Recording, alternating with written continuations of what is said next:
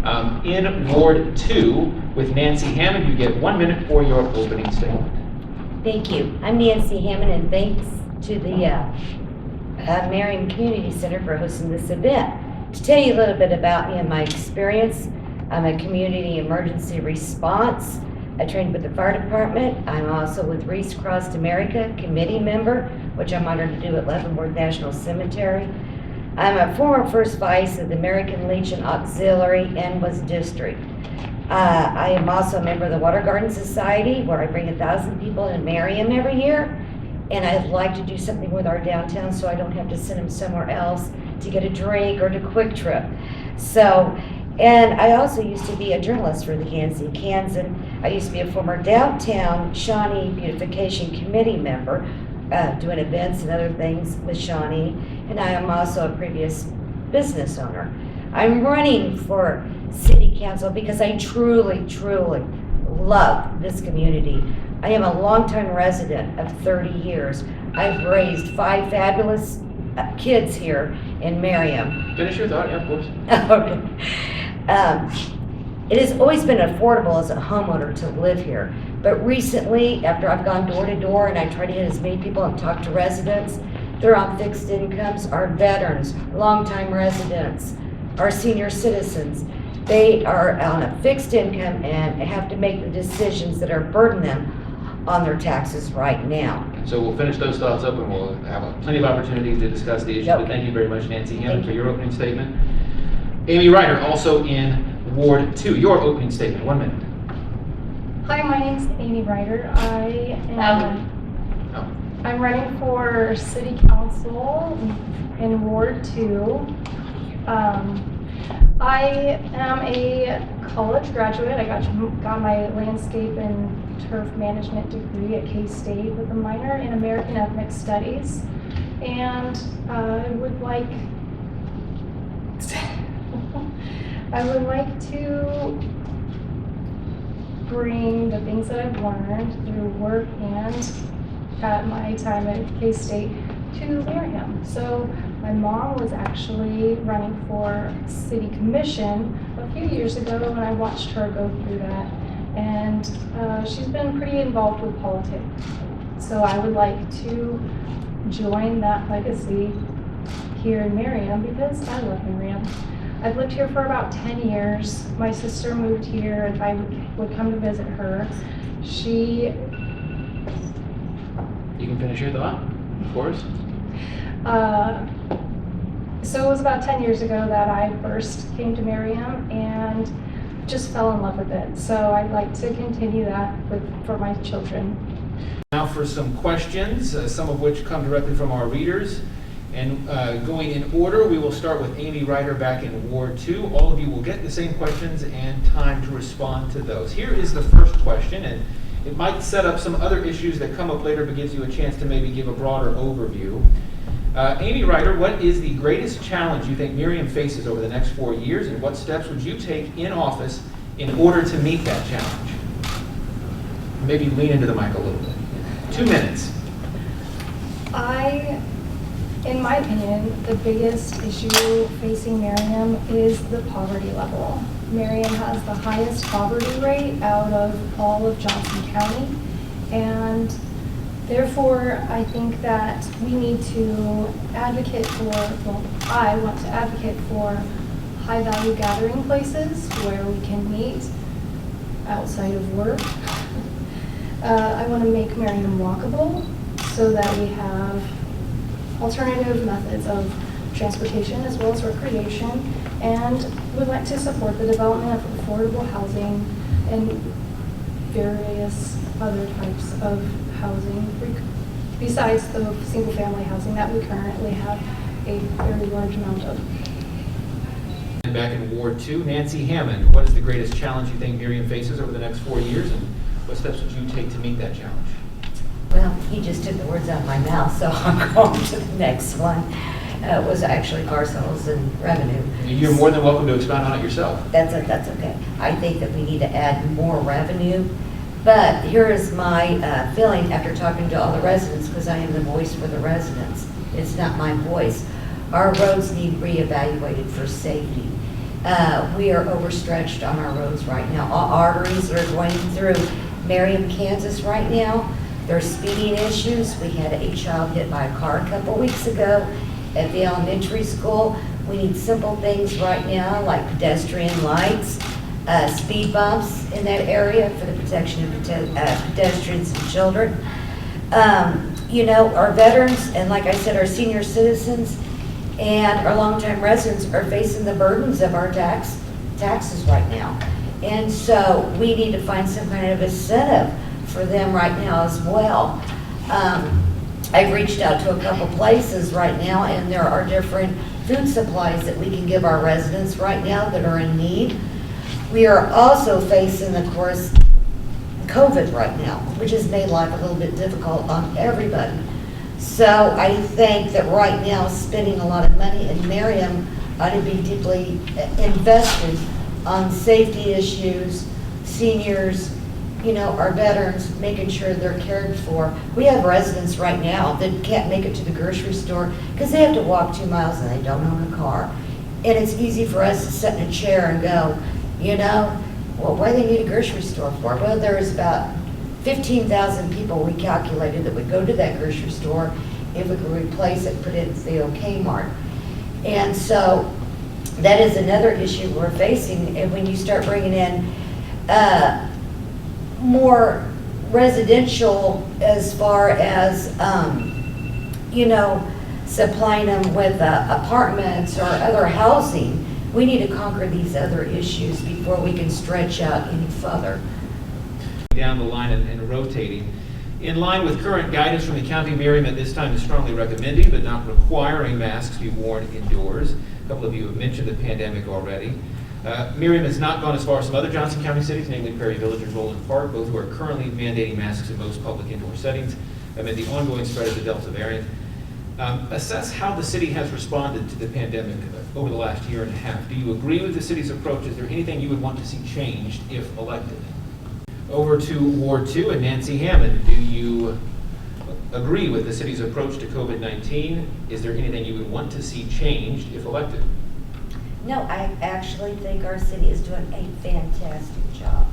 You know, and I went out and started supporting more and more businesses as I could, reaching out to them, you know, during COVID as well, to keep them there, keep supporting, like Home Depot and other little areas down in Merriam Drive.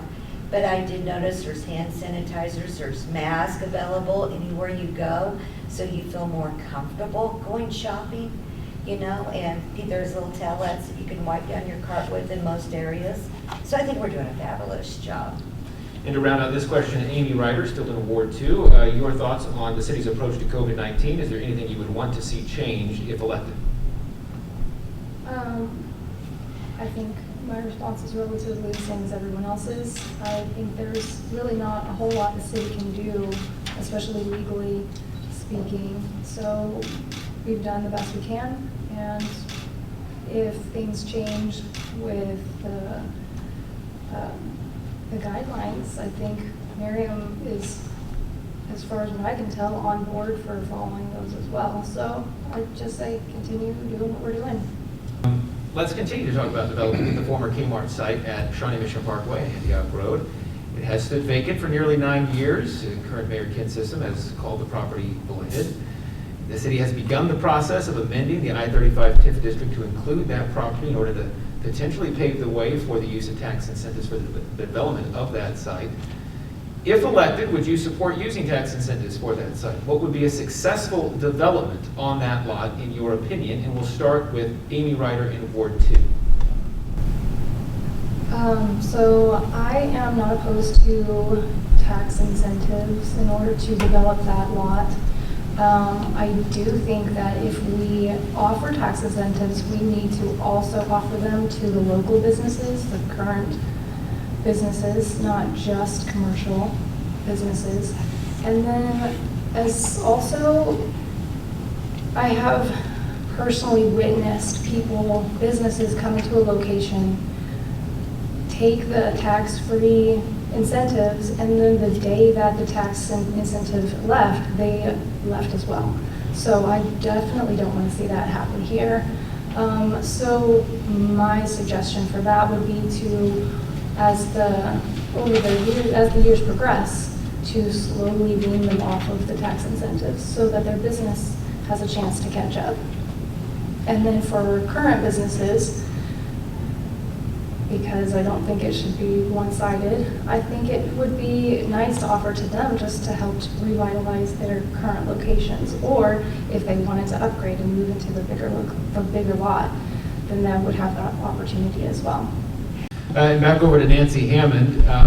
It's clicking now when you said you're driving down and da-da-da-da-da. I think maybe this was the site you were talking about. Kmart, so if elected, would you support using tax incentives for that site? What would be a successful development on that lot, in your opinion? Okay, and I apologize, I didn't hear you all the way. I thought you were talking about It's Kmart. perfectly fine. If you want to talk about Town Center and this one too, you want Well, Town Center actually has some great ideas.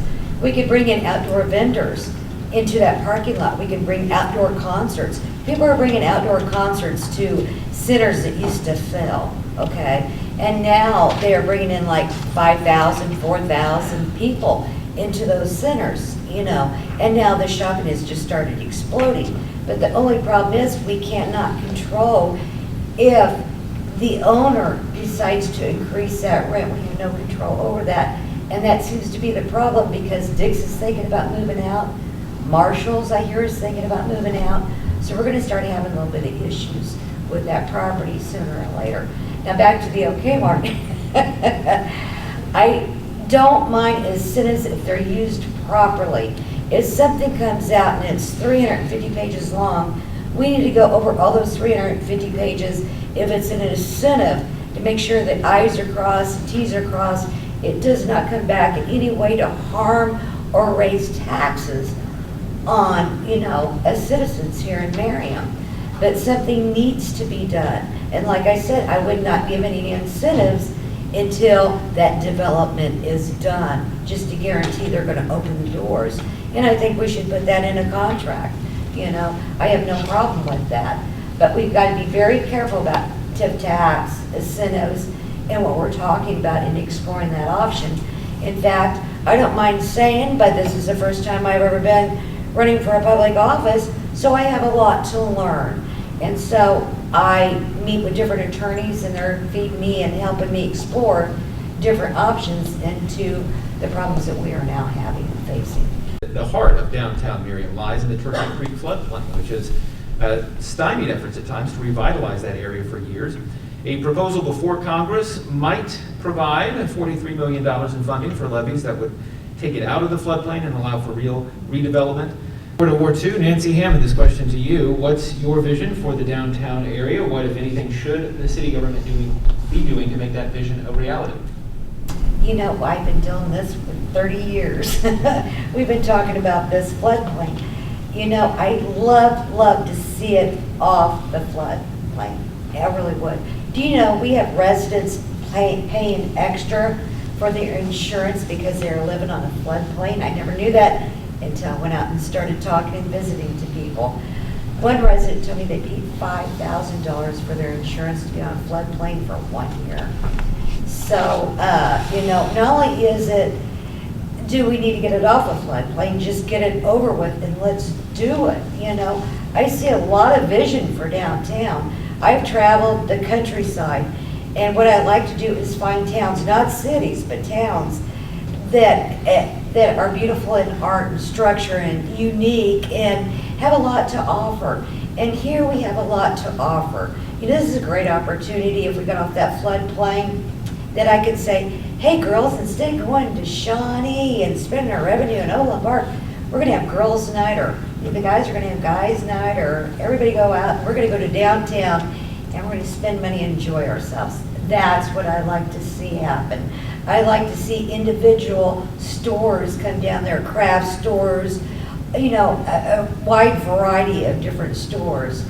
Because we have a wide variety of different ages. You know, I'd love to go down there and eat ice cream and have dinner, you know, things like this that could happen. And so I am for taking off a floodplain. I think we could bring in some really cool art because that wind chime just is not cutting it by a lot of residents, okay? Well, I think we all agree. I think that we ought to bring in local artists. I think that that structure there, we could have a contest between residents on what the art should be for the year. And that resident should get a prize like $250, and this theme should be Merriam. I think we should start there. We could bring in artists if they wanted to do different murals and things like that. But I'd really like to see this happen, I really would. And to reiterate, very dependent on federal funding, of course, but Yes. Amy Ryder, your vision for the downtown area, what, if anything, should the city government be doing to make that vision a reality? So, for the issue of the floodplain, I think that if we focused on water retention projects further upstream, and instead of dumping all of our water down the sewer drains, if we could incentivize residents to help have like box systems or things like that on their property to prevent drainage, rapid drainage, that would help to reduce the floodplain issues, as well as the area itself. I think we could do a little bit more work on it to reduce issues that we're having there. As far as developing, I think that it would be really nice to have the community gardens and a dog park there, something that would bring people to the location, especially to help the businesses that are currently there, but not bring in more buildings that are going to cause issues. So having that open green space where the old community center used to be helps to soak in all of the water, so it's not just running straight into the river all of the time. So, yeah, that's it. So. This will be the last question before closing statements, and I think it's a good entree into those closing statements. What in your professional and personal experience makes you qualified for this office? But this question back over to Ward 2 with Nancy Hammond. What achievement or accomplishment in your personal and professional life up to now do you think best illustrates your preparedness for city council? Well, I have over 35 years of horticulture experience. I've helped design and put in landscaping for different cities. I have I had a plan for downtown Shawnee, and it's still going strong after 16 years. I had a vision of making it into something neat where people could gather and have fun, you know, a long time ago, and now some of that is starting to happen, which is wonderful. Like I said, this is community service to me. You don't get paid enough for all this. It's fun. I enjoy it. I love talking to people, finding the solutions, you know, the transparencies, and working together to strive to make a better community. I found this in all my community services, which stems over years and years of different services, you know. So, you know, it's just like Reese Crossed America and former vice president of the district for the auxiliary for the American Legion, you know. There's been so many different avenues that I've had to conquer, that all this has helped me strive and to become a better person and to be more understanding to the people around me. And so I want to be the community's voice that is not heard, and I want to be their voice. So I think with all I've done through all the years of experience would be quite helpful. And like I said, I don't know everything. I'm still learning. I'm not going to lie to you. But what I will do will be honor my position. So thank you. This question to Amy Ryder now. What achievement or accomplishment in your personal or professional life thus far do you think best illustrates your preparedness to be on city council? I think that both my college experience as well as my work experience have helped me to transition into a city council position. That I've worked retail for almost 15 years, probably longer. And that's given me managerial experience as well as experience talking with people. I like to think that I'm a really good listener and a problem solver. I've had to manage crews of people just about every day during those 15 years. And I also like learning. I love learning new things, researching things. If I come across a problem that I've not heard about before, I go look it up and find answers. And then I also like to talk to people and get their ideas and opinions about things, and incorporate those into my, hopefully, what I can be bringing to the table at the city council. And we'll go to closing statements now, so maybe just a chance to reiterate some of the things you just said, or to remind our readers and viewers one last time who you are, and the math works out. Nancy Hammond, you started opening statements, you're going to start closing statements as well. 1 minute for a closing statement. Alrighty.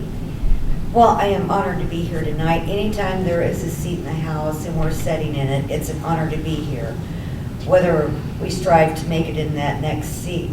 So I am gifted and full of gratitude to be here tonight. And like I said, this is an opportunity for me to do the community service, to reach out to the people that need to be helped. You know, even those who don't need to be helped but don't get along with their neighbors, I've been trying to find solutions. You know, you like gardening, garden together. You know, I like to bring the community back together, make it stronger, make it strive. You know, I like better things for our community. And you know, I do support our police and fire department. They're amazing people. They've gone out of their way. And I would like to say that I like to protect their safety, because they go all out to protect our safety. And you know, they kept my house from being robbed before and stepped right in. So I have great gratitude to live in this beautiful, wonderful city that we live in. I love our community. I love the people in it.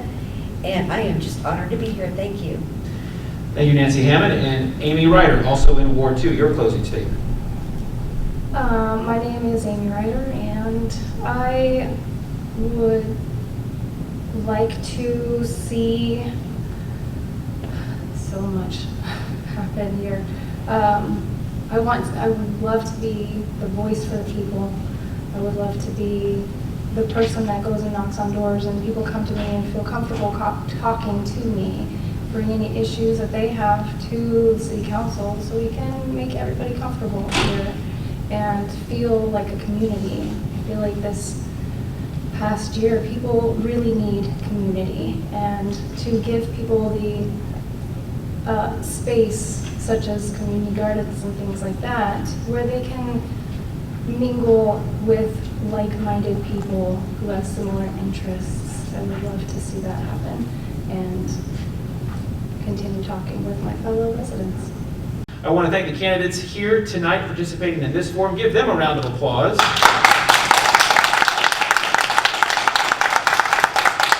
And I also want to again thank the co-staffers behind the scenes working tonight: Juliana Garcia, Leah Wonkum, Alexis Lanza, and Nikki Lansford. And I want to thank you, the voters, for turning out tonight in person if you did, or tuning in online and engaging in the democratic process.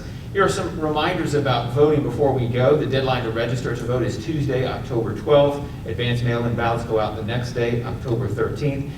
If you choose advance voting, you can submit your ballot by mail. You can also drop it off at a number of drop boxes around the county. You can find out more information about that at jocoelection.org. Advance in-person voting begins at select locations around the county on Saturday, October 23rd, and then Election Day itself is Tuesday, November 2nd. Polls will be open that day from 7 a.m. to 7 p.m. We always like to encourage our readers and viewers to go out and vote. Again, thank you for watching. This forum and all the others the Post is doing this general election season for races in northern Johnson County can be found on our Facebook page. Have a good night. Okay, if you're in the room, right, go ahead. Yes, of course. Yes, yes.